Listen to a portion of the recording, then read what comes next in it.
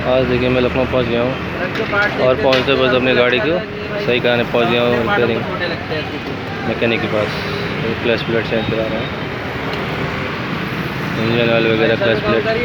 वहाँ पे ट्रक आते रहते हैं, गाड़ी आते रहते हैं, बड़े बड़े पार्ट जाते हैं वहाँ पे।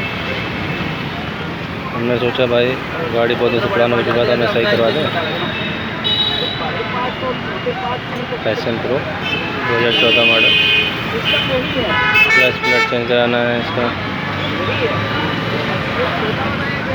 थोड़ा सा बेसिक काम है इसमें, तो मेरा थोड़ा वीडियो बना दें, आप लोग दिखा दें।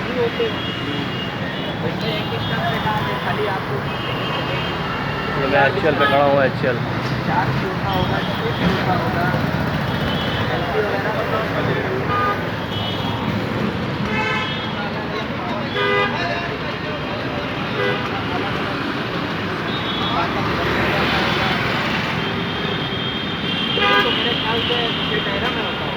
हाँ 6 टायर वाले पे ज़्यादा आती है ना, 8 टायर वाली और बाकी 8 वाली और 16 वाली कम आती है। हाँ